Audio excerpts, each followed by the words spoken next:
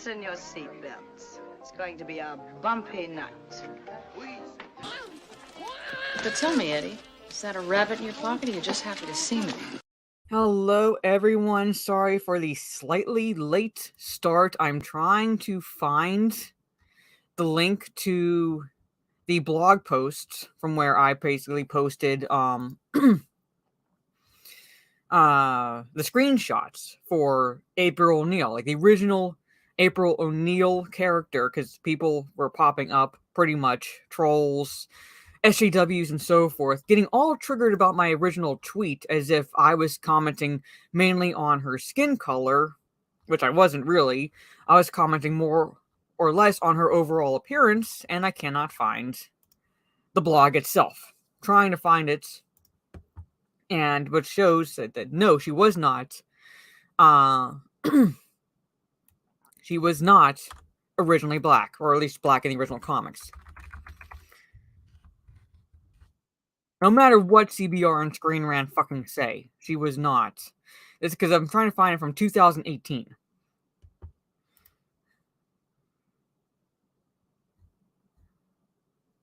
And Bing is a piece of shit site sometimes, as far as searching goes. So don't listen to ScreenRant or any other that pretty much shit.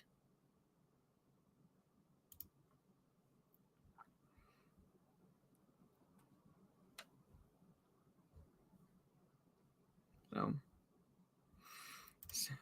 I'll get to it. Let me look at my phone. See if I still have it. TMNT Entity. Blogspot. Let me see if I can do a search for that.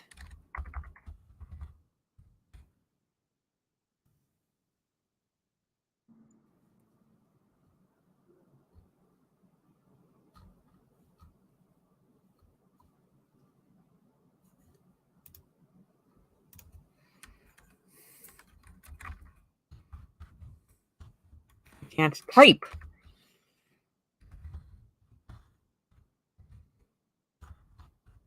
Entity.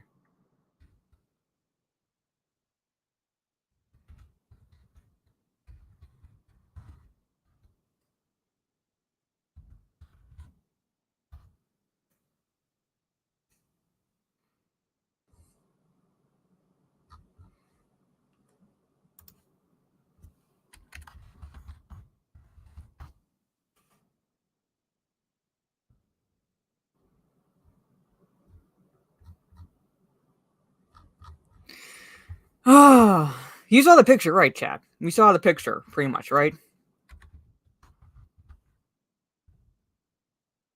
I can find, because I know people posted the link.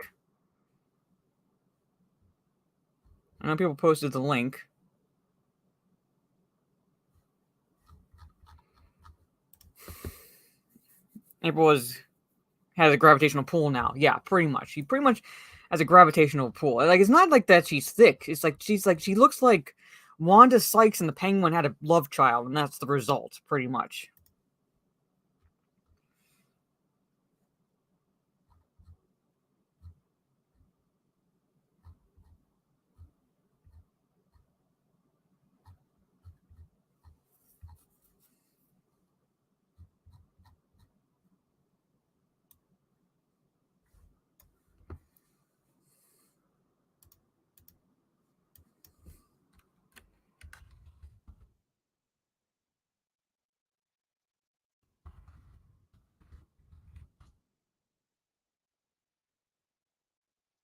How is it that I, like, search the same shit on my phone, but I can't, like, Bing is, like, fucking retarded on the PC side. So I wanted to show the blog, because basically it basically throws out the whole narrative that people were making about how, like, she was originally black. And no, she was never originally black. Actually, if you want to get really technical, she was originally conceived as an Asian woman by Peter Laird.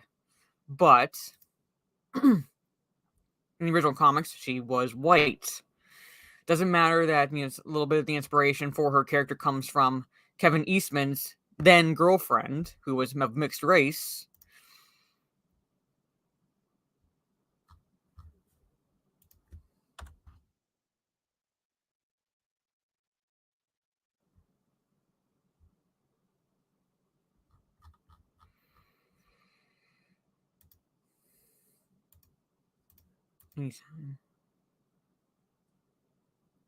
And Bing only lets you search any time, past hours, days.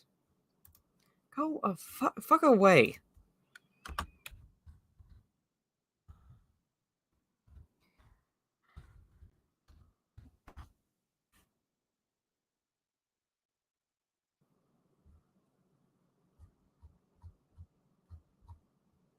Bing still exists. Yeah, Bing fucking still exists. And I know people were posting the link, and I was hoping to do that. Just look at the find link on Twitter, but I can't fucking find that either. But anyway, while I am talking about other stuff, and I'll say hello to the chat, that's what I wanted to go over. Is it the one with the fluffy hair? Well, it's a link. It's a blog post link. It's a blogspot link that I took these images from. Let me see if I can get like the exact.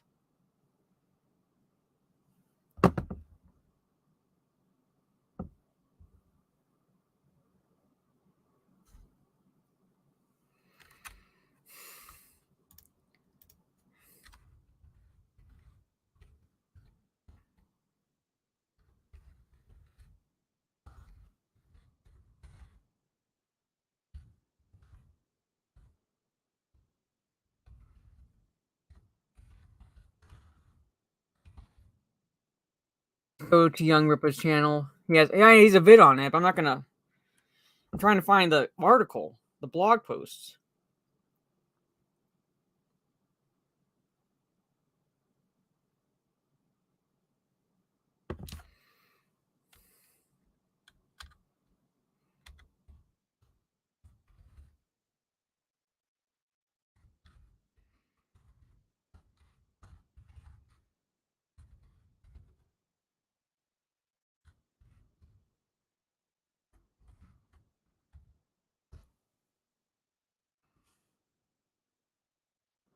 Sorry, the page you were looking for no longer exists. What the actual fuck?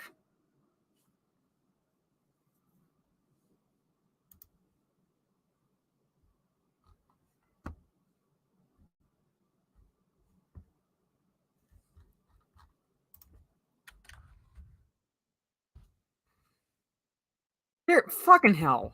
There it is. Alright, fucking Christ. Sorry about that, chat. Finally fucking came up. Anyway. From the top, Trey. It's apparently everyone's an April expert now. Yeah. They're taking images that they find, like, basically doing Google searches, like, oh, this is proof. This is proof. No. Nope. Mr. Bentham, what's up? Stieg, yes. I just leveled up my Temptress character on Conan D&D, so now she's level 20, and pretty much on her way to being a MILF. Velma O'Neill, yes.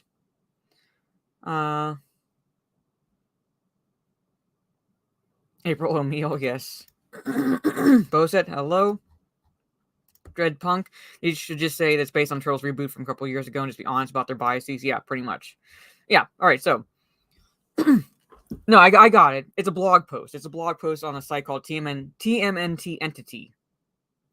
Alright, but basically the topics for today, and I do try to stay within an hour, and it's going to go a little over an hour because I was trying to find the stupid blog post site that I was showing these people images from and screenshots from to show, like, no, she actually wasn't. There are iterations of April O'Neil where she is black in the comics, but they're not part of the mainline continuity. They're more like guest, like, you know, basically guest additions to the, I guess, franchise of one for one of better way of putting it, as a whole. All right, so she was black in the comics, so we're not arguing that she never was. You know, because they're the ones that brought up that she originally was, and we're like, no, not the case. It was never the case originally. We're never, like, you know, again, not saying that she never was, but anyway. So, Trey, I'm gonna call you out on this again. I don't know whether to laugh, thank you, or cry, but ScreenRant is being retarded about Lethal Weapon again. in this case Lethal Weapon 5, because they're claiming that the sequel needs to address the racism of Lethal Weapon 4. Yes, the Lethal Weapon 5, because not only is there a big problem with Lethal Weapon 5 because Mel Gibson is involved, according to ScreenRant, but now they have to address the racism in Lethal Weapon 4.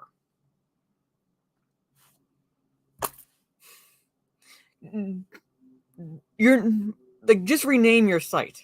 Just rename your site, basically. Screen pussies. That's what you are, because no one at fucking all. Did I put a video out on what? April? I didn't talk about April in a video, nor did I do the Screen Rant stuff. I didn't have time to do videos on that. I'm going to go over the article that Trey tagged me in, pretty much. Alright? So Screen Rant is being stupid again. Screen Rant is being stupid again. We're going to go over that article. Then, British government. How they were ever a fucking empire, I have no idea. But the British government reportedly believes that, quote, radicalization into the far right can occur from reading Tolkien, C.S. Lewis, Aldous Huxley, and George Orwell. Never mind that George Orwell was a socialist. How they were ever a fucking empire, you got me. You got me. But apparently reading Tolkien, C.S. Lewis, Aldous Huxley, and George Orwell, all of which I've pretty much read, is basically a road to radicalization into the far right. Like I said, never mind that George Orwell himself is a socialist. All right. Tolkien was never he got as far as political because he was he's all about basically protecting the environment. He was against industrialization. All right. Nothing politics in his works. C.S. Lewis, Chronicles of Narnia. It's more a religious allegory. Nothing political about that either, because he wrote them after he converted to Catholicism, influenced by Tolkien. And Aldous Huxley is like Orwell, is basically, this could happen if we go down this road with his Brave New World.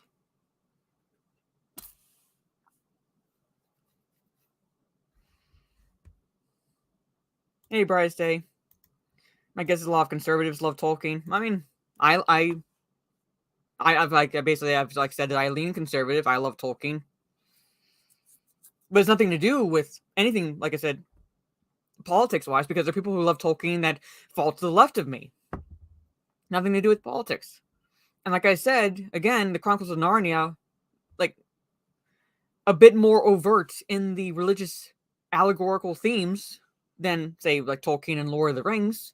But they were, like I said, religious, not political. Aslan being a big one was pretty much the representation of Jesus Christ in the books. But that leads to, according to the British government, radicalization into the far right. And then we're going to go into the tokenized April stuff, pretty much. Because that is more or less looking at my tweets, the responses I got from idiots, and then going into the blog post for that. So let's just pretty much dive right into this. So after this, I can have a breather before raging again over campers in Call of Duty multiplayer. So let's just go right into the Lethal Weapon shit. Let's just go right into that, because again, ScreenRant is being full on fucking retarded. How do they at all sleep at nights with because their righteous anger? Really? Lethal Weapon 5 has to redeem the franchise after the fourth film. This is one of the few franchises that most people can agree has never really been a bad one. There might be ones that you maybe a step down from other ones that you prefer in the franchise, but for the most part, they've been all good to one extent or another. There's not been a genuinely bad one in the mix. But apparently, the fifth one, now not only is the fifth one has a negative connotation to it, according to the other ScreenRant author, because Mel Gibson is involved and they're pushing the bullshit narrative again of what happened years ago. But now they're claiming that there was racism of Lethal Weapon 4 and how it has to be redeemed moving forward. Like I said, Trey says 4th is one of the best ones. He doesn't watch 2 as much. Like I said, there's no genuinely bad one. You might have preference in which ones you prefer. Like, you might have an order of, I like the first one, then the third, or whatever, and so forth. But, you'd be hard-pressed to find anyone who thinks there's actually a bad one in that franchise. As compared to other ones where, you could definitely say, yeah, in this franchise, I like this one and this one, but this movie is shit. Pretty much.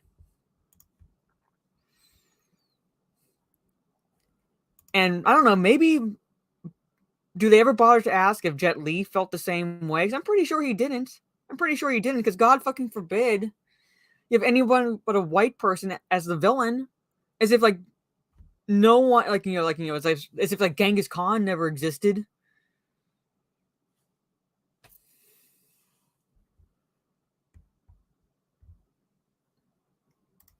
This is their way of saying that religious beliefs and morality will take you down the road. Yeah, just by making it political. Yeah. Close this ad. So while Lethal Weapon 5 could end the buddy cop comedy franchise right, the reboot would first need to undo a lot of damage done by the 4th Lethal Weapon movie. Much like star Mel Gibson's other major franchise, Mad Max, the original Lethal Weapon is a lot darker and more brutal than many fans fondly recall. If they're fans, then they have no problem recalling that. So I don't know what you're smoking, Cathal gunning, but alright. Like the Mad Max movies, the Lethal Weapon series grew more over the top and goofy with each sequel. This inevitably led viewers to recall the franchise's quips, explosions, and cartoony comic relief, while forgetting the original Lethal Weapon's suicidal anti-hero and its violent, gritty atmosphere. Again, hard-pressed to find those fans who are forgetting that little... they might remember this stuff. But they're not sure as hell not going to forget the first movie. They're sure as hell not going to forget the first movie. Hey, Teresa. However, while the original Lethal Weapon was darker and harsher than collective cultural memory might imply, the buddy cop comedy has at least stood the test of time thanks to screenwriter Shane Black's killer script. The same cannot be said for its sequels. Again, what are you fucking smoking? The second movie in the Lethal Weapon series was an uninspired retread of the original movie, but while it lacked edge, the sequel at least featured some great one-liners and action sequences. However, the quality of the series took a dive with the third movie before hitting new lows with Lethal Weapon 4. This much maligned sequel soon proved a death knell for the Lethal Weapon franchise, but it had more problems than poor quality writing.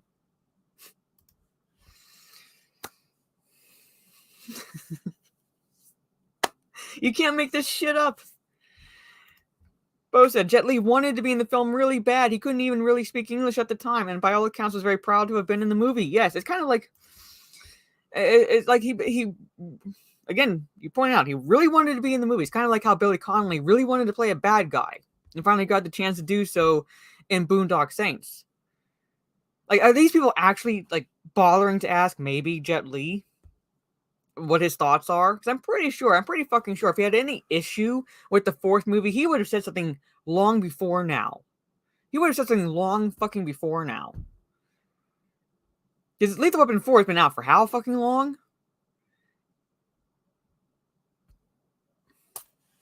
I'm pretty fucking sure. I like the sequels to Always Sunny made, yeah. I like that show. I enjoyed that show.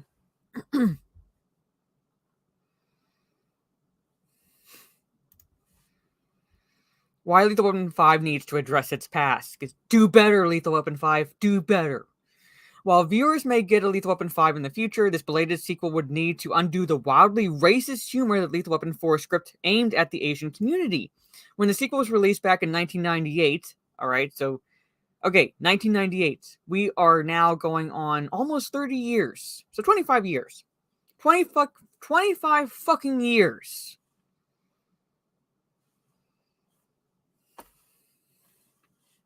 Lethal Weapon 4's racist jokes drew the attention of Entertainment Weekly and the Washington Post. Yeah, they're like the bastions of journalism there. Fucking Christ. If the sequel is going to be made, Lethal Weapon 5 would need to address Lethal Weapon 4's cringe-worthy elements like Riggs imitating an Asian accent, the franchise's heroes mocking the height of Asian characters, and Asian stereotypes comprising most of the sequel's foreign villains. Asia is a foreign continent. China is a foreign country. Japan is a foreign country, and so forth, to America, which is where the film was set and produced. So, guess what? They're going to be foreign villains, you fuckhead.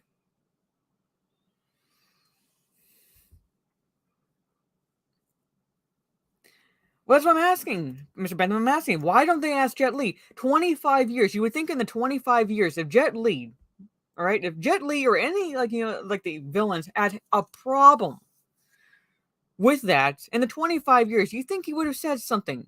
You think he would have said something if he had a genuine problem with that. So they're speaking for him. This fuckhead named Cathal Gunning. All right, I'm not gonna lie. Sounds like something like there are names that you can look at and say like that has to be a white person's name, pretty much. But you're looking at that. Sounds like a white savior writing this article. Who's speaking on behalf of Jet Li, an Asian actor? Did this person bother, like, before writing this article? And I know this is a rhetorical question, but did this person bother asking Jet Li, who's still around? I'm sure ScreenRant could find a way to contact him and ask him questions about his time on Lethal Weapon 4.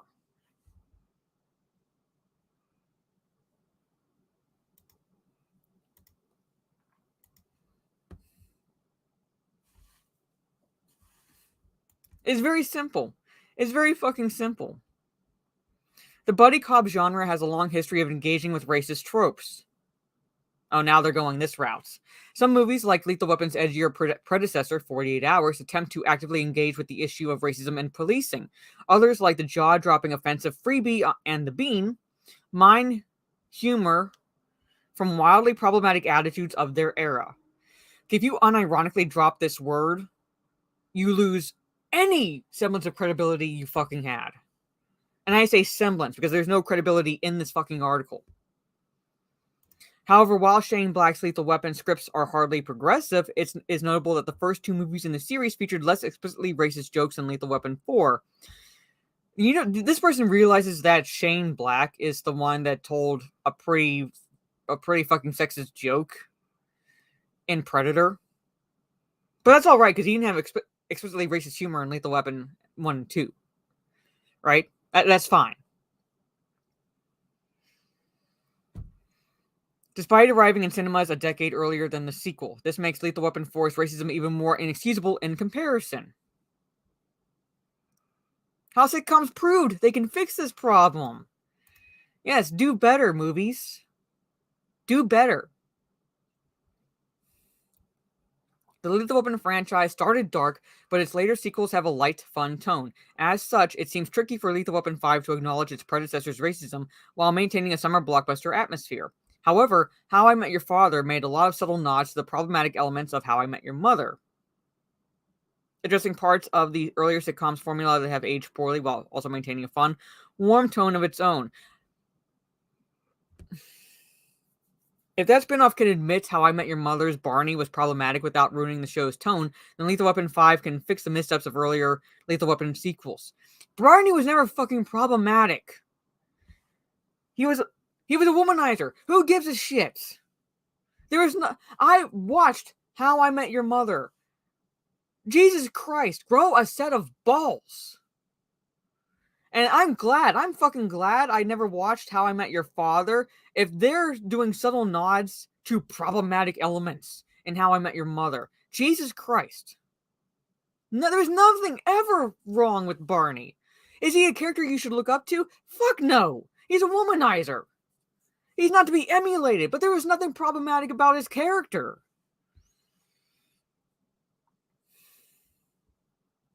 Jesus Christ, that is the retardation level in this article. So, in a nutshell, it's telling Lethal Weapon 5 to be better.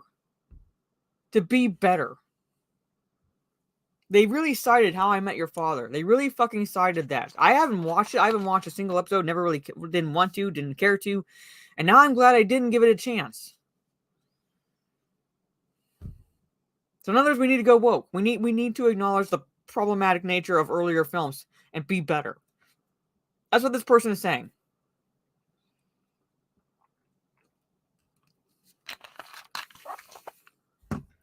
Yep. Full on retarded. And Barney was the most popular character on the show. If you ask anyone who watched that show, what's your favorite character, which one's your favorite character, I'd say 9 times at least out of 10 would be Barney. Neil Patrick Harris, not Sean, but Neil Patrick Harris carried that fucking show. If you removed Barney from that show, I think that show would have fizzled out long before it did. It wouldn't have lasted however long it did, if not for Neil Patrick Harris's portrayal of that character. He carried that fucking show.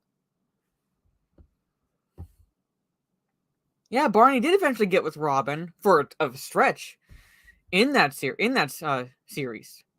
He didn't stay with her, but he eventually got with her.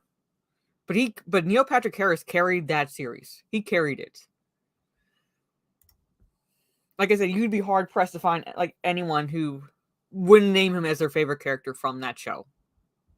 You'd be hard pressed. I would say you'd be hard pressed for anyone who watched that show. He stole scenes he was in. And he's played by a gay guy. A womanizer who was played by a gay guy. And it would not, 9 seasons? Yeah. Wouldn't have lasted, I don't think it would have lasted half that. Because, not saying the cast was horrible, the cast was decent. But remove Neil Patrick Harris from the equation. I don't see it lasting as long as 9 seasons. As the 9 seasons it did. But there it is. That, like I said, Trey, I don't know whether to laugh, to thank you for tagging me in this article, or to cry. But there it is. And I'm saying, the other cast members were decent. They were decent. Like Jason Segel, he was good. He was decent. But carrying the show, no. Neil Patrick Harris carried that show all the way. He carried that show all the way. Do it, Trey. Do it. Make a video on it. Make a video on it. I know you do reviews, but make a video on it. And then challenge them to call you racist. Challenge them to call you racist. Do it. Just do it. But here, for those who have either read or read Tolkien, C.S. Lewis, Aldous Huxley, and George Orwell, well, guess fucking what? Guess fucking what?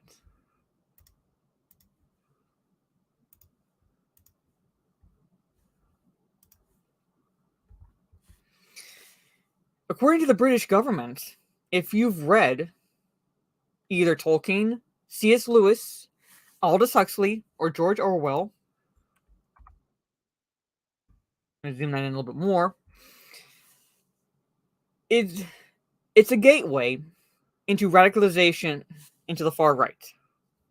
Orwell was a socialist.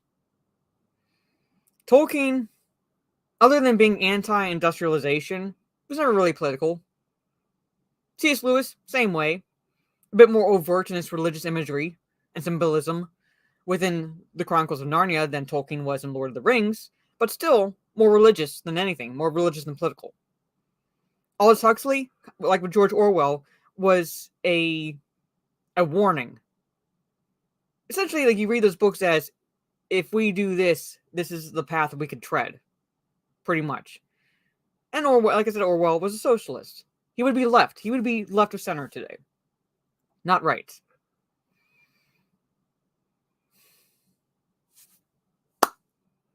The Brits can't even fucking get the authors' histories right.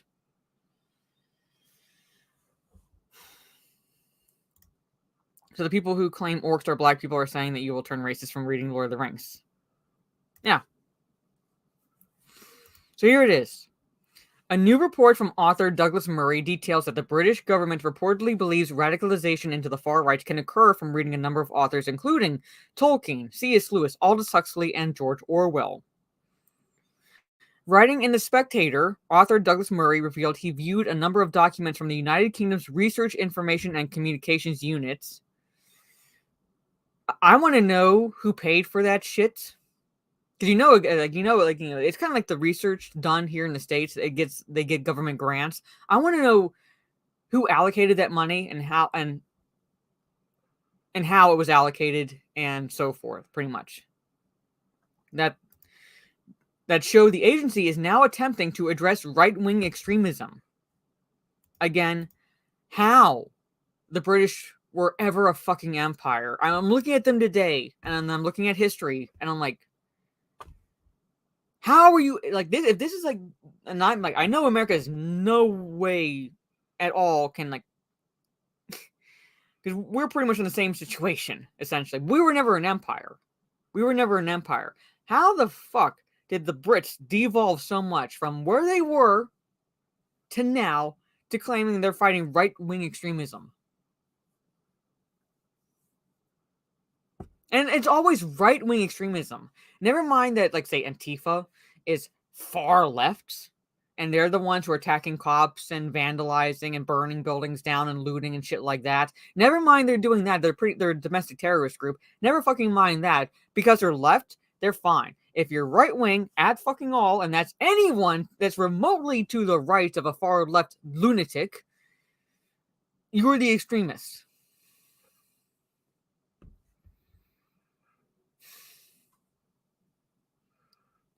I don't know. I'm wondering that myself. At what point do we address it? Because we sure as hell haven't addressed it so far. Yeah, Antifa's just an idea. Bull fucking shit, yeah. I love it. I love when they peddle that bullshit. One of the documents he viewed contained a reading list of historical texts which produced red flags to this unit. According to Murray, this list included Thomas Hobbes's Leviathan, John Locke's two treatises of government, and Edmund Burke's Reflection on the Revolution in France. He also noted it contained select works by Thomas Carlyle and Adam Smith. We are going to hell. If we're not on the threshold, we're damn near close. Hey, Abomination. Yeah, John Locke.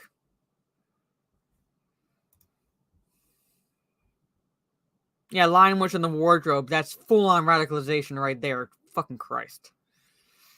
Murray goes on to claim elsewhere, Raisu, I don't know no idea how to pronounce that acronym, but that fucking retarded unit warns that radicalization could occur from books by authors including C.S. Lewis, J.R.R. Tolkien, Aldous Huxley, and Joseph Conrad. In fact, Murray details that George Orwell's 1984 is also on the list of books that produces red flags to this unit. 1984 is literally, like, you know, oh my god. It's anti-Big Brother in a nutshell. Animal Farm. Again, George Orwell is a socialist. All right, he wrote it, Animal Farm, as an indictment against communism. A socialist that was against communism. Yeah, freaking Fahrenheit 451. And for those who don't know what the title is alluding to, Fahrenheit 451, 451 degrees Fahrenheit is the temperature in which books will burn. That's where that title comes from. We are at that fucking stage right now.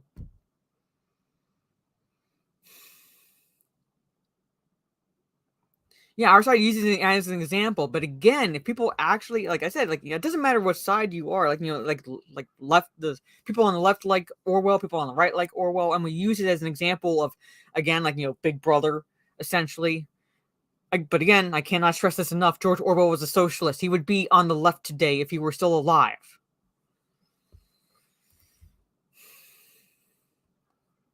He also notes that books weren't the only things that it saw as red flags. The agency also reportedly flagged British TV shows, Civilization, The Thick of It, and Great British Railway Journey. How is this a red flag?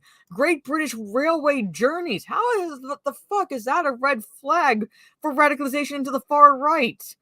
Great British Railway Journeys? I have no idea what that show is, but just based on the title, I'm like, Jesus Christ, what could be radicalizing about that crap? I'd actually be fascinated with it because I've always wanted to go by train. I've always wanted to travel by train, have that experience. So that would be fascinating to me just on that regard alone. But if I watch it according to these fucking retards, I'd be radicalized into the far right.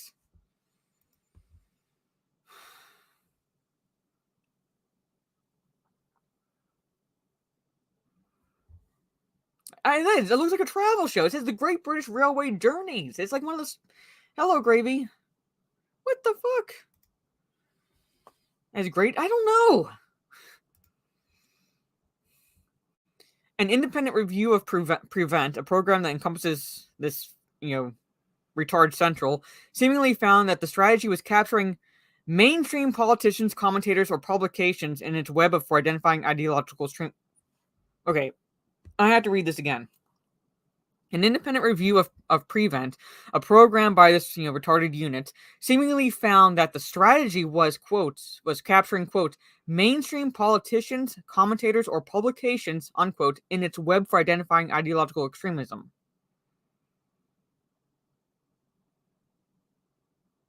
In the British government's response to this review, a foreword by Home Secretary Suella Braverman reveals, I guess that's supposed to be reveals, Prevent has defined the extreme right wing too broadly so that it sometimes draws in right wing and center right politicians. Okay, so basically it's saying that this whole thing was to capture, all right, those it deemed ideological extremists. But in reality, it casts so far broad of a net that it's drawing in just right wing and center right politicians and commentators. So basically, it's calling them out on this bullshit. It's calling them out on this bullshit. Okay, that's what, according to the Home Secretary, it's saying define the extreme right wing too broadly. This unit, or like the Prevent, basically, which encompasses the unit, is defined so broadly that anyone at all that even remotely identifies as right wing or center right and so forth to the a left of extreme leftist, pretty much, or right of extreme leftist, is pulled into this. So drawing everyone is who is in far left. All right, is surprise, done on purpose.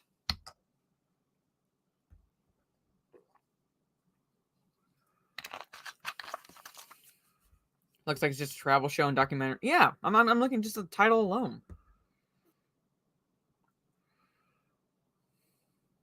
So it goes over accurate history. So the communists want to remove it so people can have access to accurate history. Well, wouldn't be surprised there. Yeah, if you're not far left, then you are radicalized. Because if you're to the right of the far left, you are alt-right to these people. 1984. Oh no. A recommendation from the review also states resets thresholds to ensure proportionality across Prevent work streams. Prevent must work to one bar across the ideological threats. This should apply to all teams and products, including national, regional, and local delivery, referrals, and the channel process.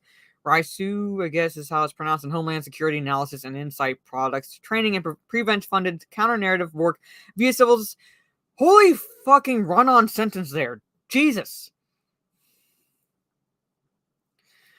Work via civil society organizations and other funded projects. So basically they're saying, reset your fucking shit. It continued, the bar should not be set so high as to only include concerns related to the most established terrorist organizations, nor so low as to capture mainstream politicians, commentators, or publications. Prevent duty guidance should be amended to clarify this new standard. Basically, it just says, again, fix your shit, is what it's essentially saying, in a nutshell. That's what it's essentially saying.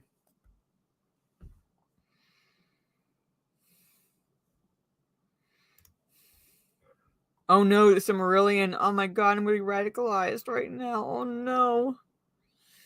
The British government responded to this recommendation and appeared to admit the strategy had lost its focus on ideological extremism. You fucking think?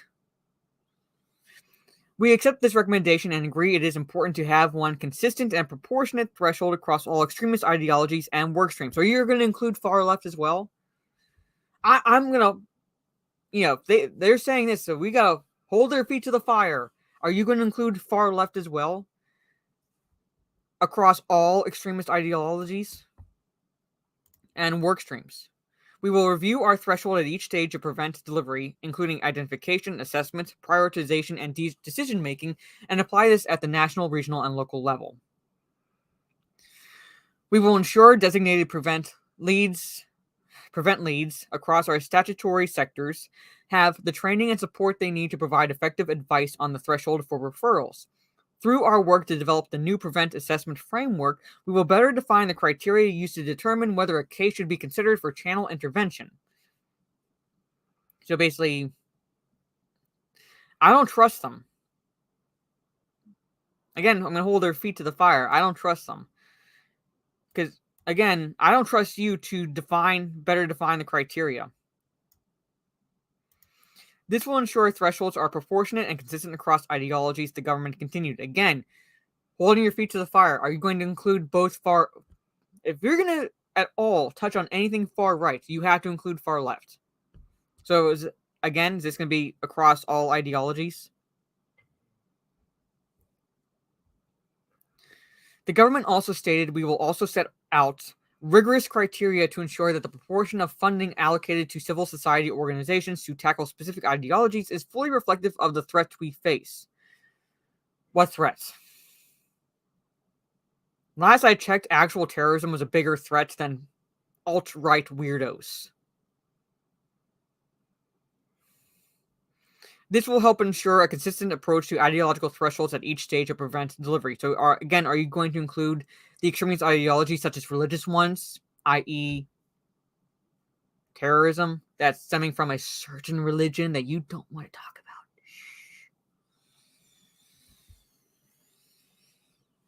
We agree with the reviewer that the research and training products which inform Prevent and its staff must adhere to one threshold across ideological threats, and that not doing so risks confusing practitioners and creating a false equivalence about the nature and scale of different threats. It goes on.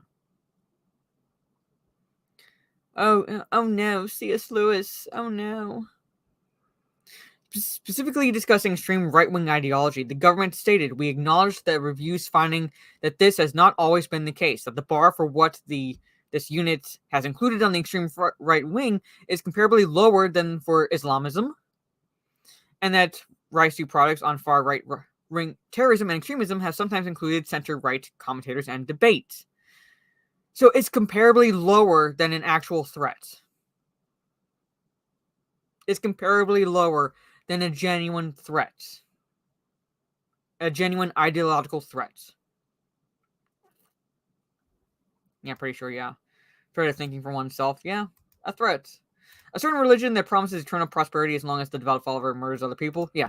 Shh. We don't talk about that. And it's comparably lower than alt-right weirdos.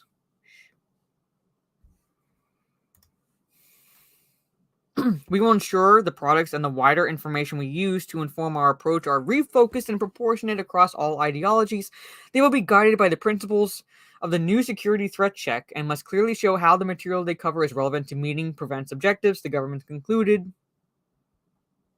So what do you make of this? I think this is bull fucking shit. Bull fucking shit.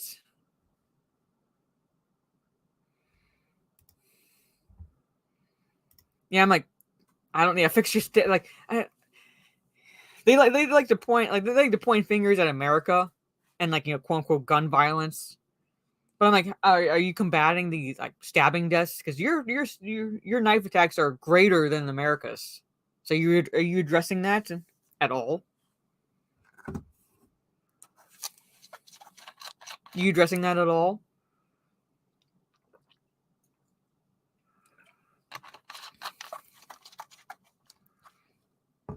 It's this organization right here. And I'm not sure, like, it doesn't say exactly who. This is a report from Douglas Murray, and he's the one who's citing what the British government is doing with this research, information, and communications units. They're the ones that put out that report that reading authors like Tolkien, C.S. Lewis, Aldous Huxley, and George Orwell can lead to radicalization into the far right.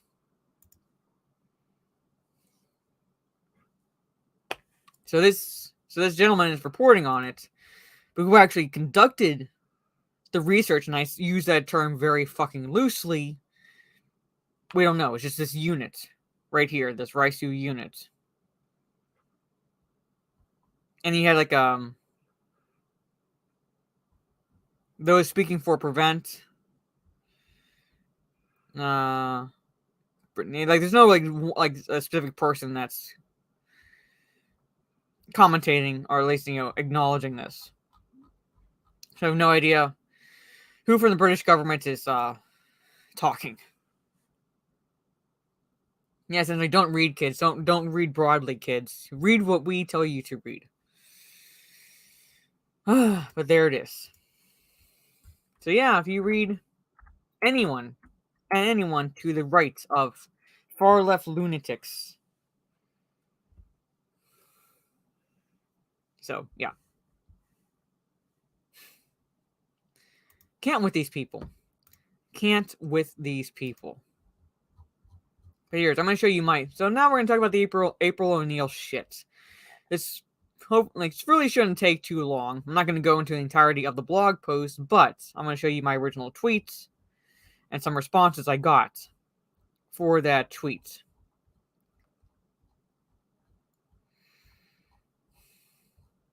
God, I tweeted a lot because of those fucking morons. Alright.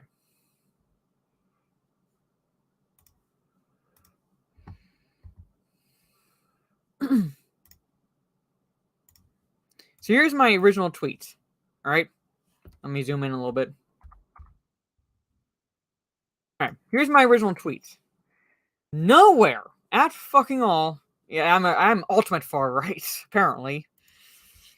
But nowhere at all in my fucking tweet, because I quote tweeted the trailer, and I took a screenshot. Right? Took a screenshot and I said, this had fucking better not be April O'Neil. Nowhere do I mention her skin color at all, but I just like facepalm and everything. They said, better fucking not be April O'Neil. And what responses did I get? Well, let's just scroll down, shall we? Let's just scroll down to some of the idiots who responded.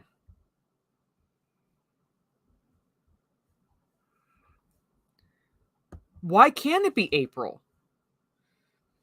Who said it could? Who said it couldn't be? I said I'm hoping it's not, but in reality, I'm pretty it is. Like, why can't it be April?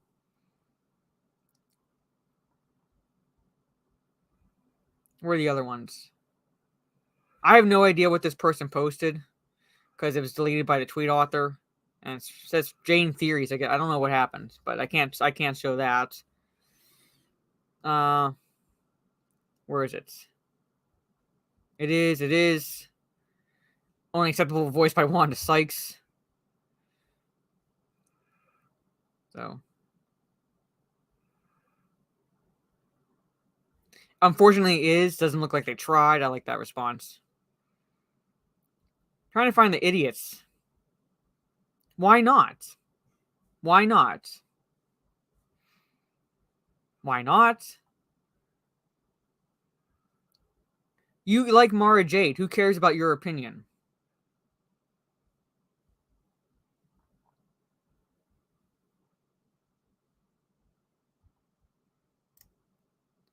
I know there are other ones. One guy blocked me, so I can't show his tweets. How old are you? Why do you care? A lot of fat people talking shit about how she's fat. I should like quote tweet this now and post like with a screen with one of my fuck it, I'm gonna do it. I'm gonna like do that while I'm on stream. A lot of fat people talking shit about how she's fat. I'm going to post one of my selfies. I like this one. Black characters, like, they're saying, does not, I didn't say woke. Did I, anywhere in my original tweet, say woke? And Africans can create their own media and their own series. You spelled "their" wrong twice. And they are not stupid to make their own. And they're not stupid to make their own. This person is retarded.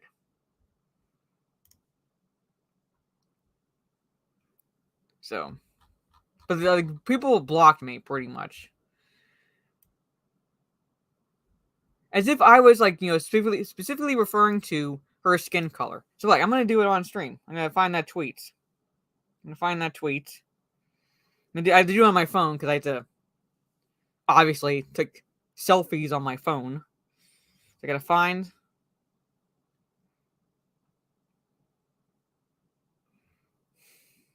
Because that's the first time I saw that response.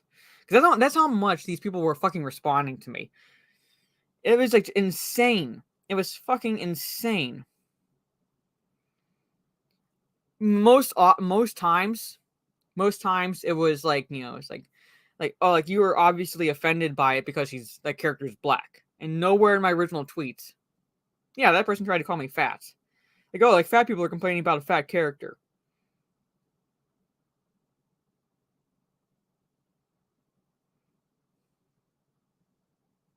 Okay, here's my original tweets. It must also be chafing their thighs, pretty much, or chafing their ass cheeks. The fact that my tweet got 265 likes so far.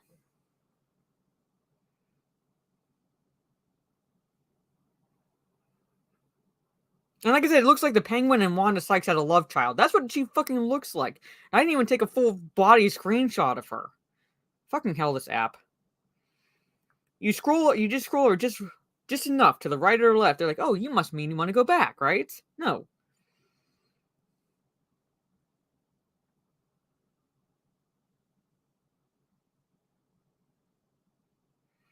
Trying to find that tweet.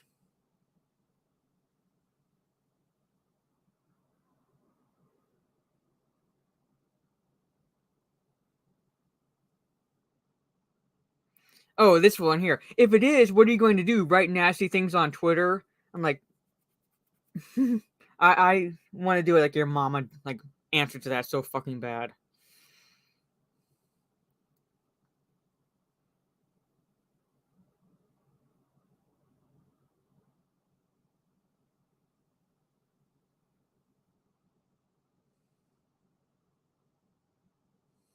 Go to, let's find a selfie.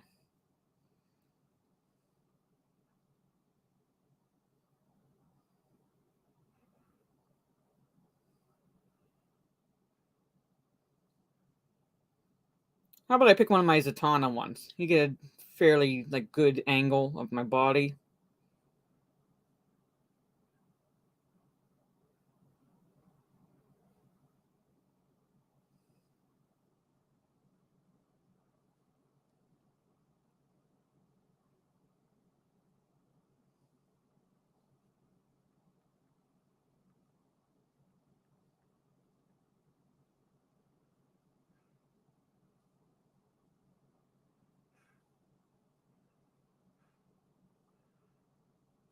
All right. Harry D pick. Who was the fucking idiot who gave Seth Rogen a job? I'm wondering how the fuck he's still working. I'm wondering how the fuck he's still working after Santa Inc. But he somehow got this.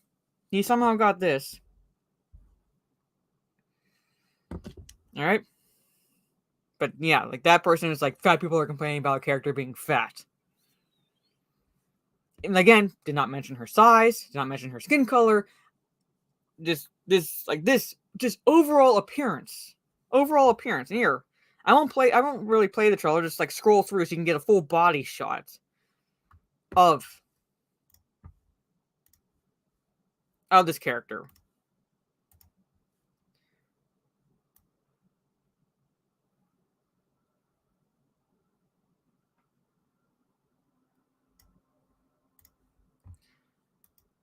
Look at that. It's literally the penguin shape. Where are her hips? Where's her waist? She has no waist. That's not thick. That's like, again, that's, I again can't beat the dead horse enough. That's the Penguins and Wanda Sykes' love child right fucking there. And they give Donnie glasses. Yeah, because Donnie's a nerd, right? So obviously nerds have to wear glasses. And Donnie, I didn't even mention Donnie. I mean, I know they're teenagers, but Donnie sounds like he hasn't even hit puberty yet, and they're supposed to be the same fucking age. Listen to the other voices. Donnie sounds like either a chick or 12. His balls have, if it's a he, he's not fucking hit puberty yet. He sounds like he hasn't hit puberty yet. But I'm gonna look up the cast. What's this one called? I like Mutant Mayhem. Mutant Mayhem. Let's just like go on IMDb, shall we? On another tabs. Mutant Mayhem. Let's see if they can have pictures of the top cast.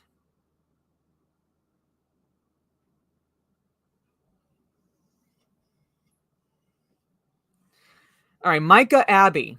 All right. Does Donatello's voice.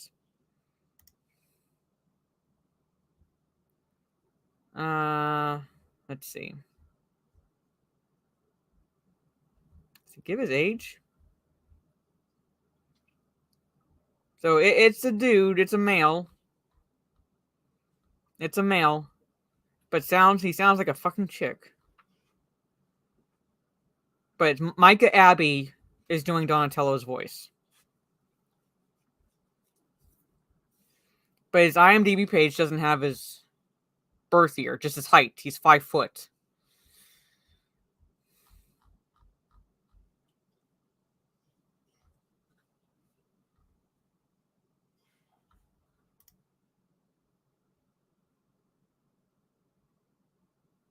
Oh, I love how IMDb has gender/gender identity now on their page. So fucking stupid, but it's a male. It's a male.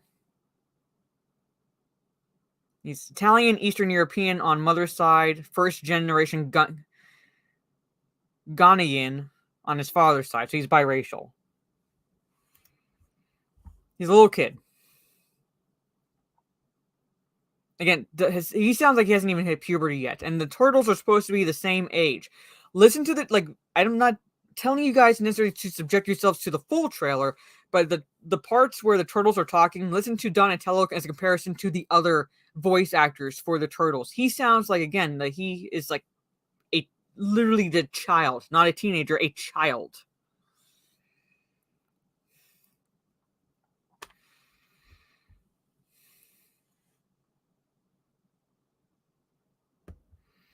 Well, if Donatello's female in this, then they got a very young boy to voice that has a very feminine voice.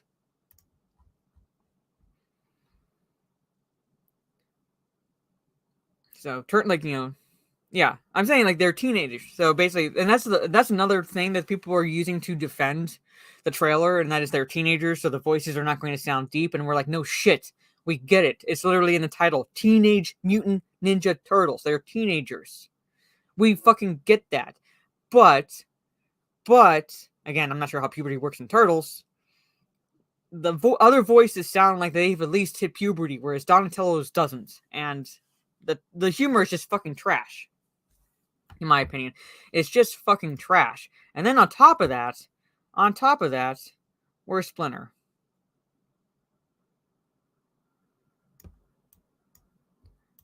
Oh, good job, trailer. Good fucking job. Oh, I hate this. I fucking hate this.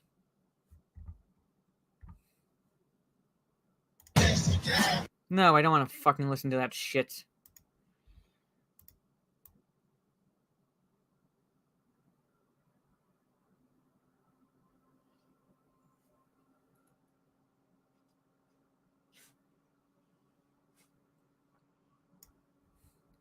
That's Splinter.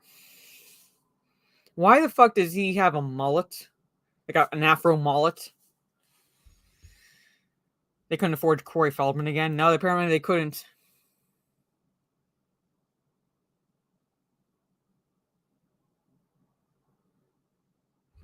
That's Splinter. But there it is, folks. This is a trash fire. This is a fucking trash fire waiting to happen. And this shit, let's see. Just says 2023. So, let's see, does it give a date at the end? August 2023.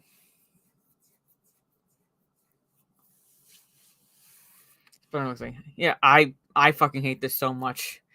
And how April looks is the least of the issues I have. But the fact that I even commented on her looks, people assume that I'm talking about her skin color.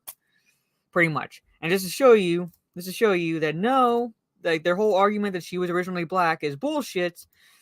Alright, this link right here is what I was trying to find. Was April O'Neil originally black in the Mirage comics? Spoilers, she wasn't. She fucking wasn't. Alright? So there's the narrative still going around. It rears its ugly head again, still going around that she was originally black in the comics and that she was whitewashed, essentially. And that's not the case. She was first introduced in TMNT Volume 1, Issue 2, publisher in October of 1984. Here's how she was drawn by Kevin Eastman and Peter Laird in the first appearance, including panels where she is next to Baxter Stockman, who is definitely black. Alright? Okay? She's, like, you know, if I can, like, zoom in a little bit, I would try, but we'll see. Hold on. That won't let me. But you could, like, a little bit tell. You can, it's like, her next to him, you can tell she's not black. Even in the black and white, she's, in comparison to Baxter, she's not.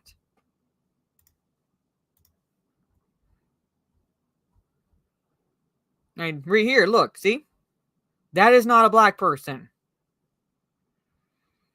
Here, not a black person, issue 3. Here, not black. Here's color, not black. Like I said, Peter Laird originally, when they were coming up with the character, envisioned the character as Asian.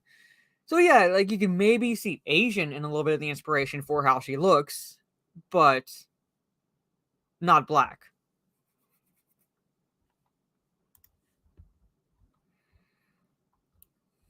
All right. I can't zoom in on here. There's like the pictures themselves, like when they posted, are really blurry, pretty much. If your argument that the cover wasn't drawn by Eastman or Laird to her being white doesn't count, here's the colorized version of issue 2 as it appeared in the first comics. All right, so here's a colorized version of that. White. Okay. If your argument is that the colors in that trade weren't provided by or were seen by Eastman or Laird, then here's the credits page. Oh, look! Kevin Eastman. And Peter Laird right there, but Kevin Eastman is credited down there. If your argument is that Eastman and Laird meant to draw a black woman but drew a white woman by mistake, then meant to color a black woman but colored a white woman by mistake, then meant to ask Richard Corbin to draw a black woman but accepted his drawing of a white woman by mistake, then I don't think this article is for you. So now the question is, why do so many people think April was originally a black woman in the Mirage comics? Where did that get started? Well, 2 issues after making her debut appearance, April got a makeover. She got a perm. Like white women didn't get perms in the 80s. April went to New Wave Hair Salon and got herself a perm. So from issue 4 through issue 28, April sported this look. Again, the shading would tell you if it's white or black, and that's white. White. And people like to pull up this cover too. It's like, oh my god, she's black! Really? Then issue 20, she gave up the perm and let her hair get straight again. Like I said, maybe Asian qualities, because Peter Laird originally envisioned her as Asian, but for the most part, she's not black. She was never originally black.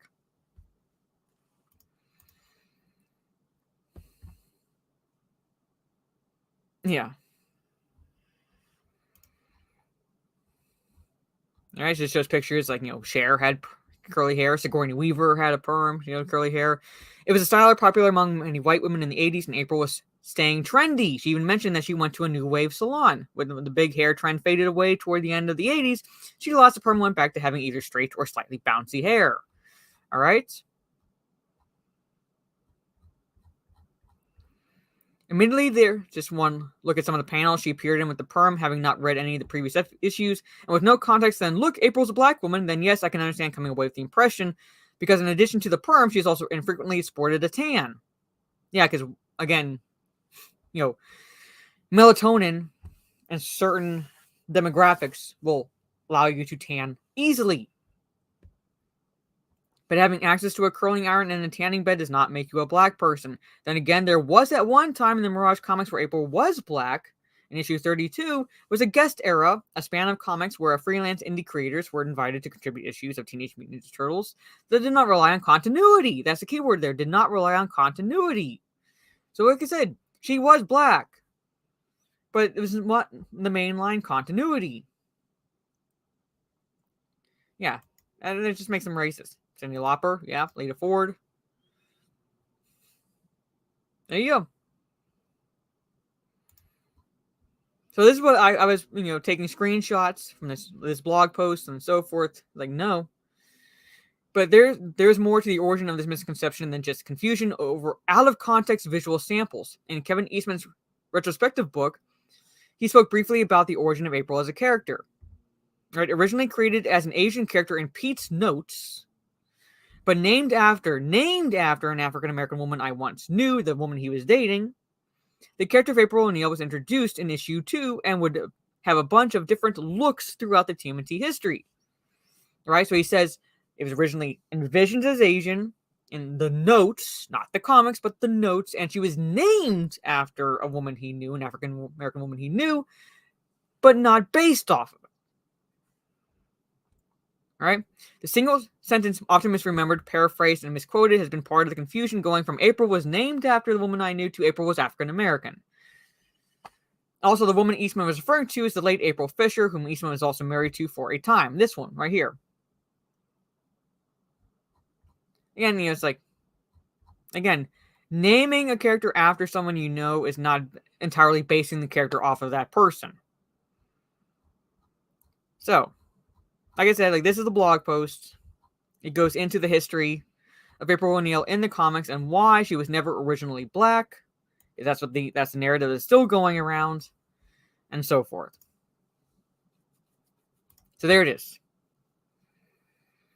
So anyone, and I'll take this link. So if anyone comes at you, we're talking about this show down the road, and they say, "Oh, she was originally black," point them in this direction. They screenshots, point them in this direction. She was never originally black. We're not saying she never was black in any of the iterations and any of the variations of the storyline, but she was never originally black. Is the whole narrative that they're trying to spin. So there it is. Thank you again for hanging out with me. I went just a little bit longer than I normally intend because I spent a little time trying to find the stupid blog that I wanted to reference and talking about the April O'Neil shit. But there it is. So in about 20 minutes or so about around 1:30, I'm going to be jumping on to Twitch, playing some Call of Duty multiplayer. I got to level up some guns in preparation for the 10-inch Pickle Bowl tournament. Call of Duty tournament, which will be happening around the end of March. The tentative date right now is March 31st. Don't have a time or anything because we have to get time zones to kind of mesh. So that way we are all pretty much available. So tune in. This is my Twitch. In about 20 minutes, I will be, like I said, I'll be live there, gronking on campers and so forth, leveling up guns in preparation for the tournament. And got to support the Mutt Militia. That's the team I'm on, the Mutt Militia. So I'll be seeing you all in about 20 minutes. Okay? So hope you have a good... If I don't see you over on the Twitch side, hope you have a good rest of your day or evening, depending on where you are in the world. And I will see you all eventually in the Twitter sphere, social media, YouTube, whatever, at some point down the road. Thank you, Corey. So have a good rest of your day or evening, chat, and I'll see you all later. Much love, everyone.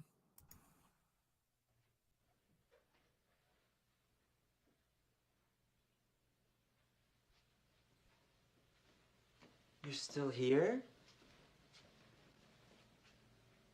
It's over.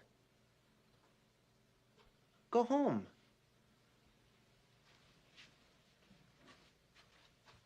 Go.